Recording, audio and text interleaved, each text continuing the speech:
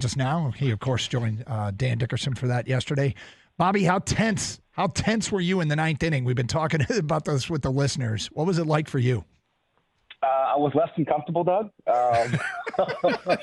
But, I've been less than comfortable for the majority of the last 2 months. But these guys are unbelievable. They find a way to make pitches and make plays in the tightest situations, and they did it again last night. Yeah, I heard right at the intro of the broadcast, you were talking about the umpiring and how important a role they're going to play in this game and in this series, because if you were speaking specifically about Valdez, if he's able to get that low strike, it could be a long day for the Tigers, and he wasn't getting that low strike, and it wasn't such a long day. Well, it was pivotal for him because he dominates the bottom of the zone, and then with that sinker, and with his sinker, you got to see it up. If it starts mid-thigh or lower, you need to let it go. Now, it's easier said than done, and it's really easy when you're sitting in the broadcast booth, but that's the attack plan you have to have. If Tony Randazzo was going to give him a ball, 2 balls down, he's just going to start it down there and pound the zone all day, and it's going to be a boatload of ground balls, but he didn't. And fortunately, it forced him to come up in the zone. He did that, and the Tigers had really good approaches all day long on getting that ball up, getting it, the right-handed hitters getting it close to him because his ball runs a lot away from right-handed hitters as well.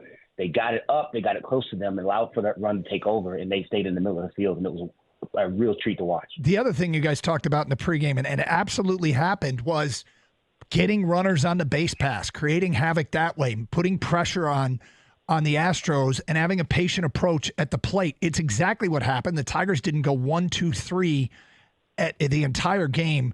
I mean, is that something that they had told you before the game? We're going to work counts and we're going to get guys on base. I don't think it's as much as having a approach of working counts. Having a quality at bat to be getting the first pitch in the zone you want and firing on it.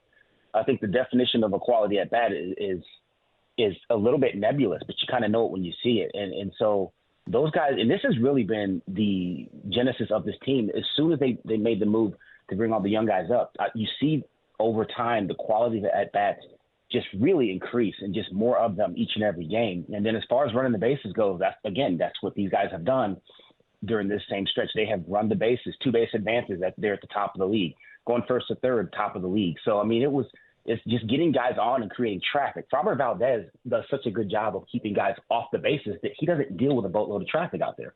And so you want to get him in a zone that he's not comfortable in. And fortunately for the Tigers, it worked out.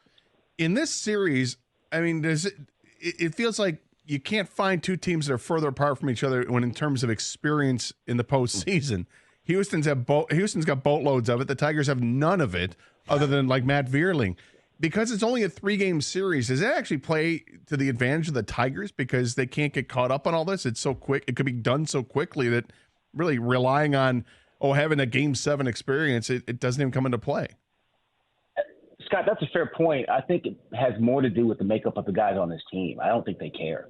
I genuinely don't. I don't like the take, while it may be true that these guys are young, they're inexperienced, and so they don't know any better. These guys know. They're not dumb. They read all the stuff. They see all the stuff. They got buddies back home who are saying, hey, dude, look what you guys are doing. You guys supposed to be here. Well, I got news for you. They do. They don't care. They are supposed to be here. They earned this trip. They believe in it.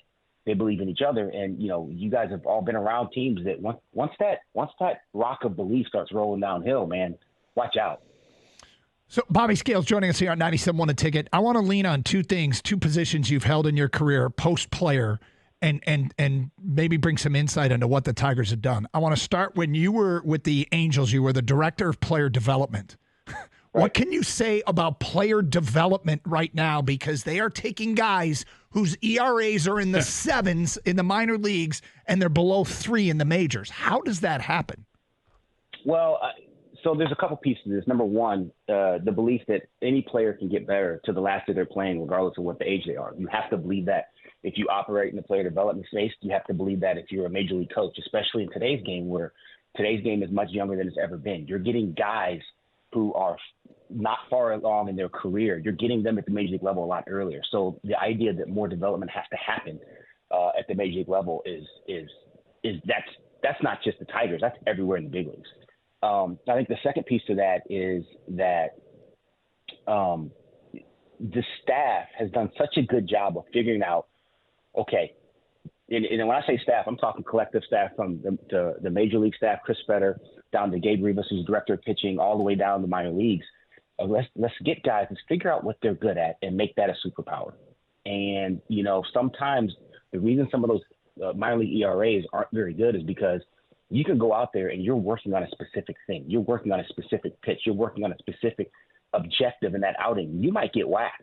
So you might see a guy with a 7. You may see a guy with a 6.5 ERA in AAA. Ty Madden's numbers down in AAA were not good, but they were working on something that's going to give him an opportunity to be good at the major league level.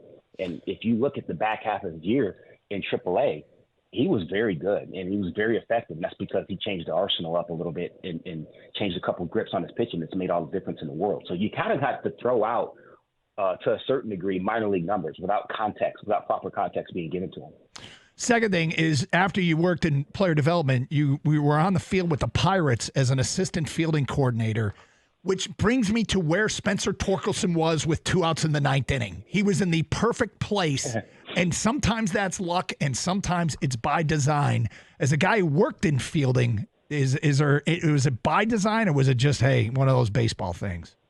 Well, I think it's a little bit of both. I mean, you do your best. I mean, the team of analysts behind the scenes that are working in the clubhouse that no one ever sees, those guys are unbelievable at taking the high-level data, really high-level data, distilling it down and presenting Joey Cora and George Lombard and the rest of the guys who are primarily responsible for the fielding, for the positioning of the infield and outfield, for putting them in an area where you believe they're going to hit the ball to you. And sure, Torque was standing right there. But there's also some baseball guys that say, here, just go in the glove.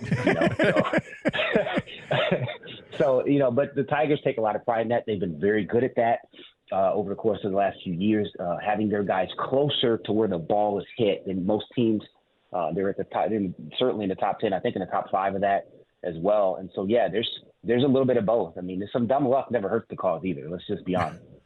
Out of necessity, the Tigers pitching staff, they've had to cobble things together with basically a maybe even a 2.5-man rotation for like the last 6 or 7 weeks of the season here. It's worked out tremendously well. The Tigers have the best earned run average since August 1st in Major League Baseball, and obviously their record is the best in baseball since August 11th.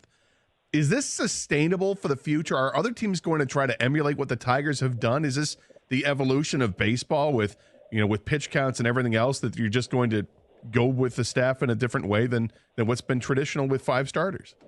I would say not 2.5 for sure. I think you can do this maybe once or 2 times through the rotation. I definitely think that you want at least 4 or 5 starters that you wake up in the morning, we're going to write these guys down and they're going to get the ball pitch 1. That's the idea. Right after the trade, Jack Flaherty was sent to Los Angeles, and then shortly thereafter, Reese Olson went down.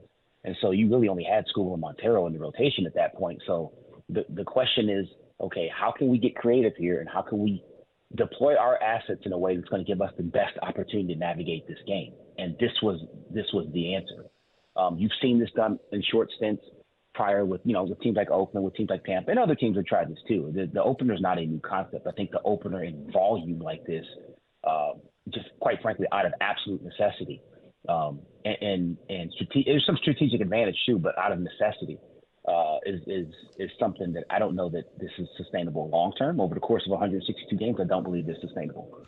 But in a short stint, which 6 weeks may seem like a long time, but it's a short stint in the grand scheme of a baseball season. Clearly, it's worked. So we were talking about how you guys were on top of what the Tigers were going to have to do to beat Framber Valdez yesterday.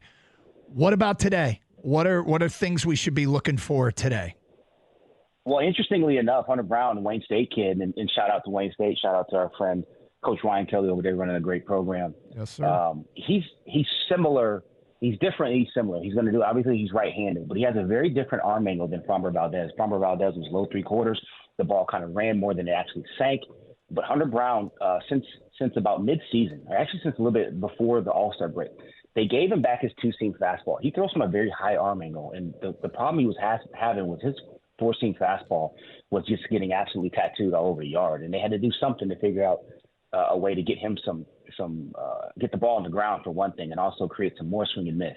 Well, they gave him back his two-seam fastball. Hadn't thrown a two-seam fastball since he was at Wayne State. They took it away from him in the minor leagues, and they told him to go four-seam overhand curveball. And now he's back to more sinker cutter and curveball, and it's been devastating. So the task is to get him kind of in the middle of the zone. He'll throw that four-seam fastball at the top of the zone, but also he'll drive that two-seamer down at the bottom too. So you have to make sure you get a pitch to hit in the zone you're looking for, and right and left-handed hitters, again, get it close to them so that you can account for the sink that's moving away from them. So your windows have to change a little bit, but the task at hand is somewhat similar.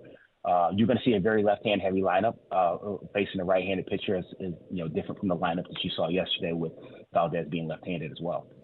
It seems like it's a running joke with broadcast crews when the foul ball comes back to the booth and the color analyst will say, "Oh, I got your back. Don't worry about it." But it never happens. You protected Dan Dickerson a couple weeks ago like it was you were part of the Secret Service there. I mean, like my job depended on it. Yes, exactly. Yes. I mean, that ball came in hot, my man. Look, at the end of the day, talking to Ron Colangelo when they decided to bring me on, he said, "Oh yeah, you got to call the game, bring your insights, but your main, that's 1A. One is to protect Dan Dickerson." And so, I take that very seriously.